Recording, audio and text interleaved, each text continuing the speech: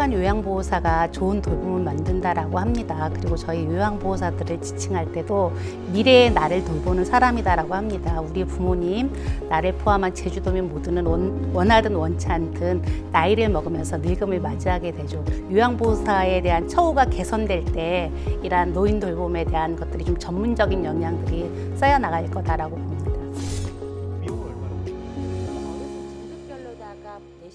네, 여러분 안녕하십니까? 인터뷰 제주공감의 오유준입니다. 네, 제주도가 지난해 초고령 사회에 진입했습니다. 네, 거리에서 마주치는 5명 중 1명은 노인인 사회가 됐습니다. 네, 노인 돌봄 수요가 빠르게 증가하고 있는데요. 네, 오늘은 요양보호사분들의 활동과 또 과제 어떤 게 있는지 짚어보겠습니다. 네, 안녕하세요. 반갑습니다. 반갑습니다. 네, 시청자 여러분께 간단히 자기소개 좀 해주시죠.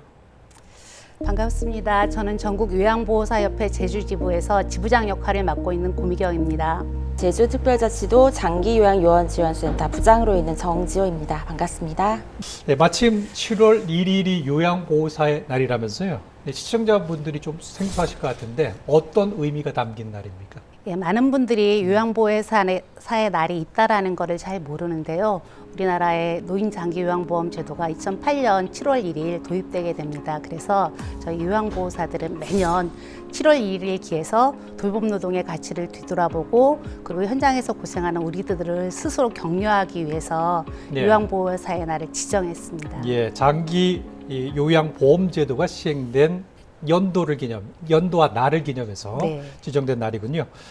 네, 현재 제주도에 근무하고 계신 요양보호사와 장기 요양요원 몇 명이나 되고 또 필요한 만큼 다 확보가 돼 있는지 궁금합니다.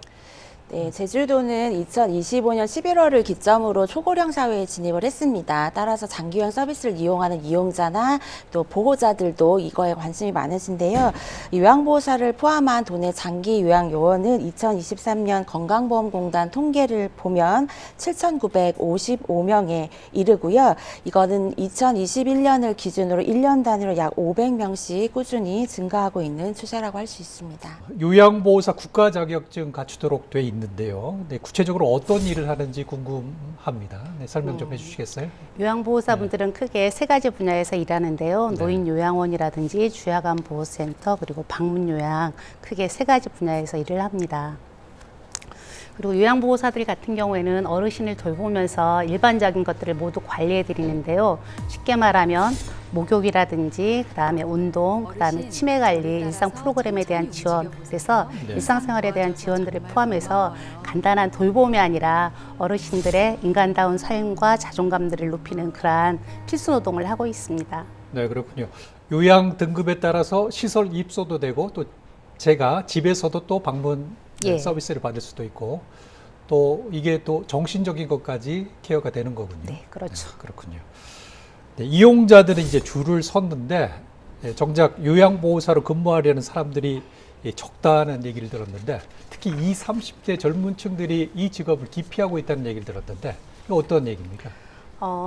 요양보호사라고 하면 사회적 인식 또한 그렇게 힘든데 네가 왜 거기에 가냐. 특히나 2030들이 일할 때는 그리고 현장에도 2030들이 많이 없고요. 그래서 네. 네가 왜 거기에 가냐라고 할 정도로 사회적 인식의 요양보호사를 바라보는 게 많이 낮습니다.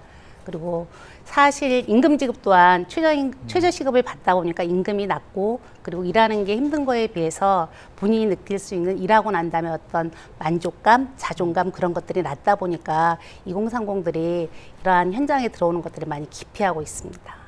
최저시급이라면 편의점에서 일하겠냐, 요양사로 일하겠냐? 예. 그러면은 차라리 편의점으로 가겠다라고 가겠다. 하는 거죠. 그래서 현장에서 네. 요양보호사들이 많이 부족한데 네, 자격증을 갖고 있는 사람은 많아도 현장으로 들어오는 인원들은 적거든요. 그렇군요.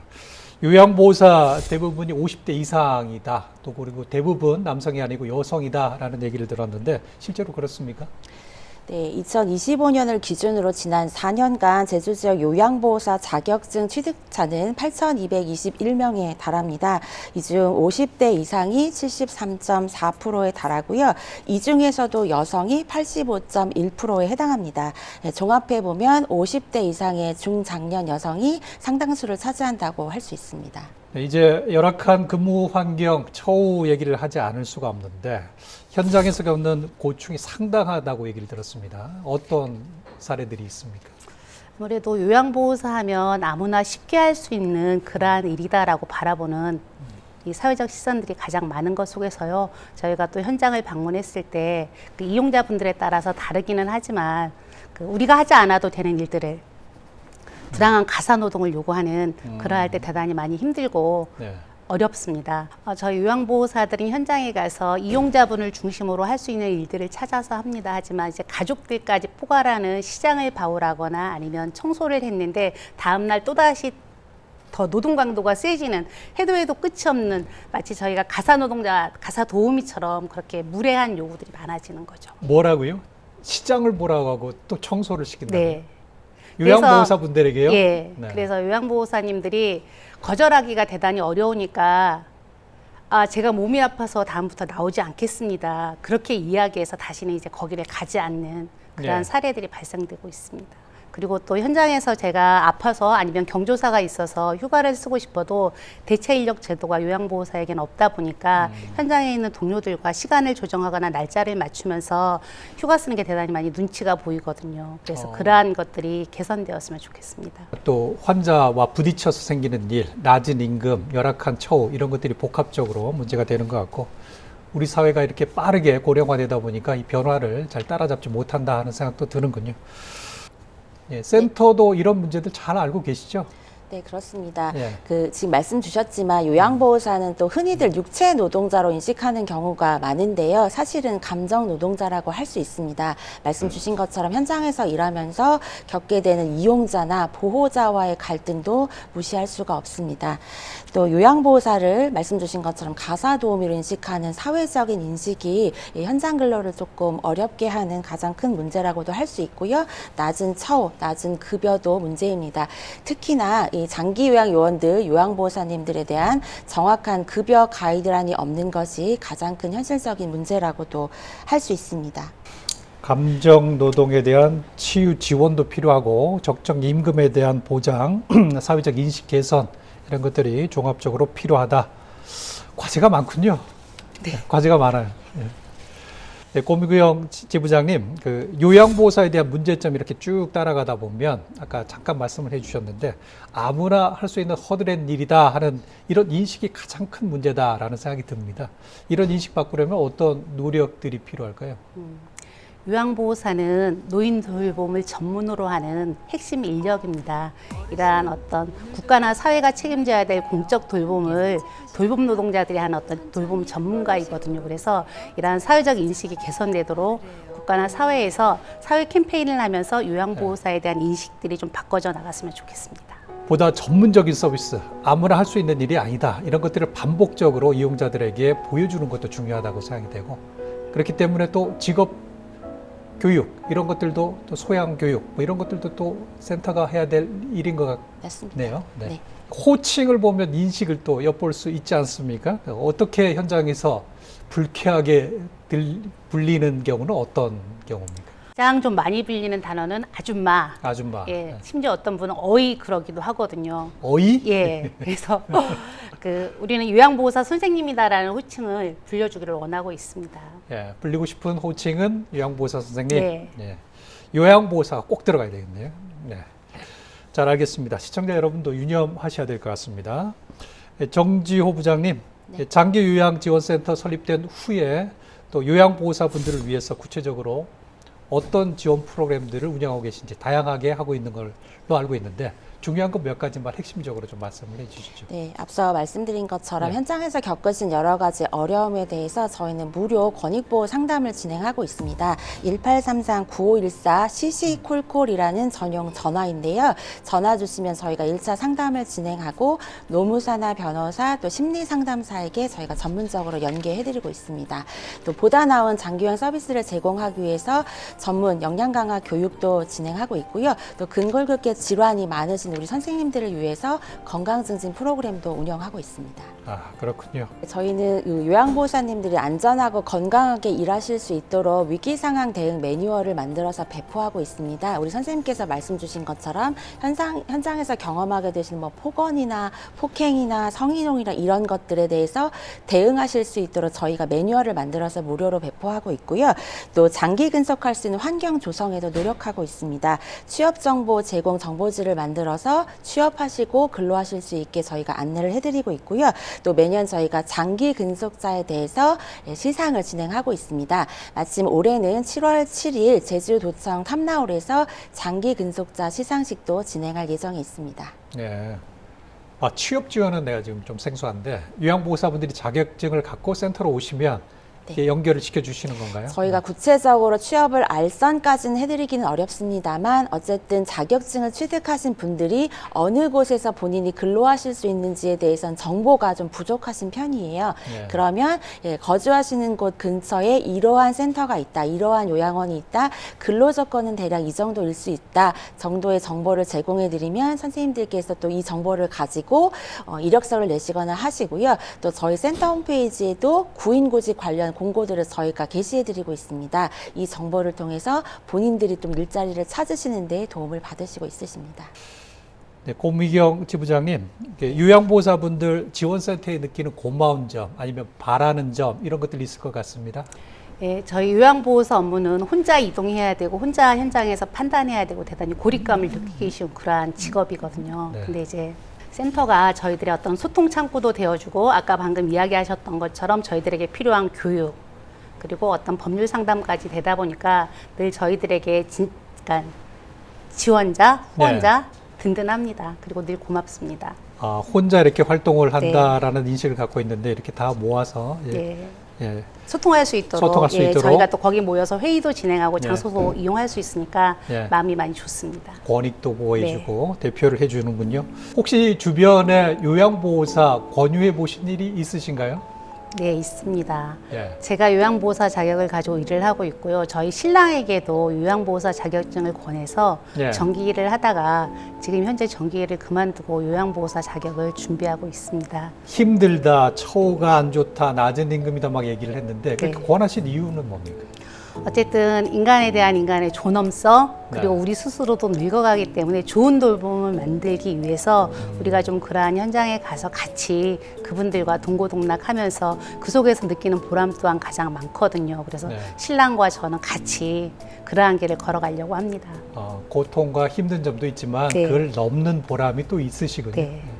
그리고 또 이제 바라는 점에 대해서 제가 바라는 점에 대해서 이야기를 못했는데 제가 사실 서귀포에 거주합니다. 그래서 지금 현재 제주시에만 센터가 있다 보니까 서귀포 지역에서 저처럼 활동하고 있는 요양보호사들이 쉽게 두드리거나 방문할 수 있는 그러한 센터가 없다 보니까 지금 당장 센터가 어렵다면 뭐 분소나 이제 출장소처럼 그러한 것들이 운영이 되면서 요양보호사들에 대한 더 지원이나 후원들이 많아졌으면 좋겠습니다. 센터에 가는 일은 어떤 경우입니까? 무슨 교육이나 이런 거 있을 때는 물론 가겠고 또 그 그리고 외에는 본인이 어떤 현장에서 느끼는 부당함이나 불이익들을 당했을 때 그거를 누구한테 말하고 싶고 법률적 자문을 구하고 싶을 때 센터를 방문하게 되죠. 네, 그렇군요. 앞으로 센터 요양보호사분들에게 처우 개선을 위해서 어떤 목표 세우고 가고 계신지 좀 말씀을 해주실까요? 네, 저희가 요양보호사님들의 처우 개선을 위해 다양한 사업들을 추진하고 있습니다만 이것이 단기간에 해결될 수 있는 문제는 당연히 아닐 것 같습니다.